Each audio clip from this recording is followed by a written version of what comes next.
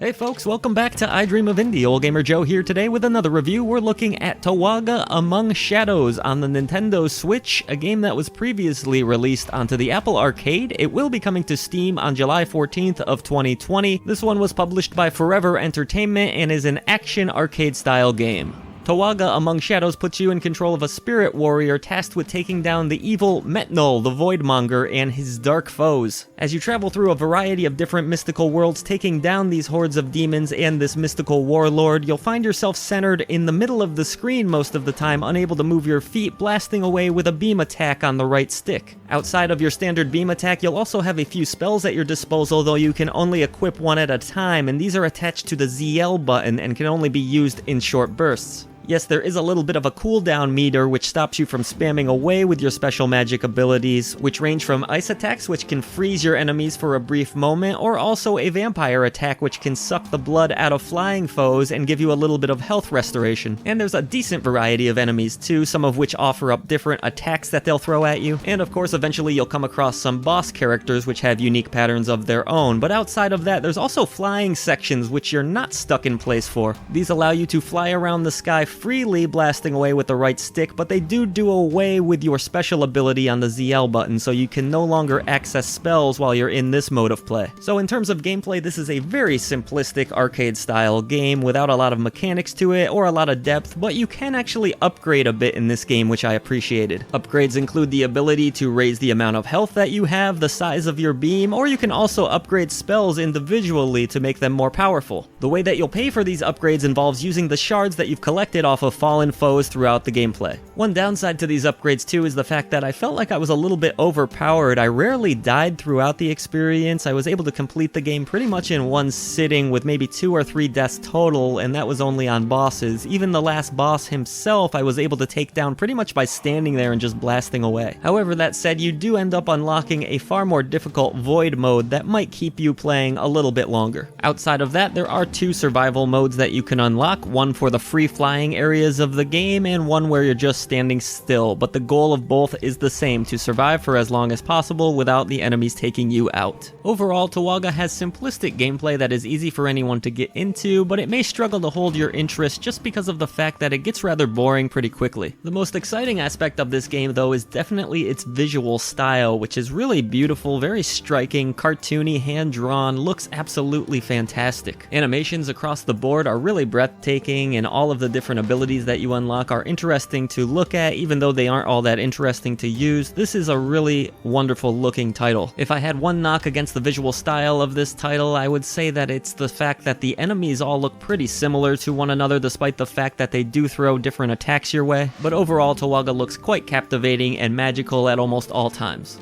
In terms of the soundtrack, there's a lot of heavy hitting percussion throughout it. It's not really my cup of tea personally, but I can understand why they went for this style. It does fit the setting quite well. Some of the more symphonic tracks I enjoyed more than the slow and brooding ones, but overall it's not a very memorable soundtrack. Even though it is a fitting one for the game, it's not one that you're going to find yourself wanting to listen to outside of the game if you're anything like me. Sound effects though are pretty satisfying for the most part. You'll hear the flapping of enemies' wings, which is kind of cool, and your beam does let off a little bit of a satisfying crunch when it connects with your foe.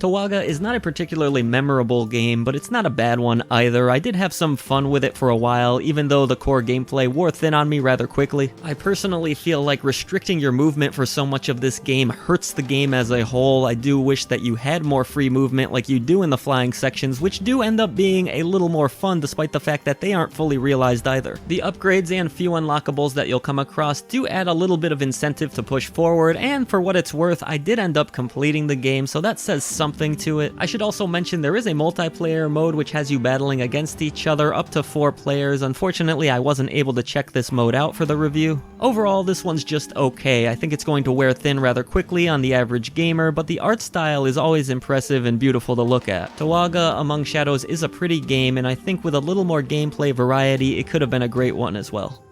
So, will you be picking up Towaga Among Shadows? Let us know down in the comments below, and if you've enjoyed our video today, please do consider hitting the subscribe button below to help us bring a voice to the voiceless ones in gaming. There's also a ton of other ways that you can support I Dream of Indie. We are indies ourselves after all. Head on down to the description box to learn how. However you end up supporting I Dream of Indie, we thank you so much for doing so.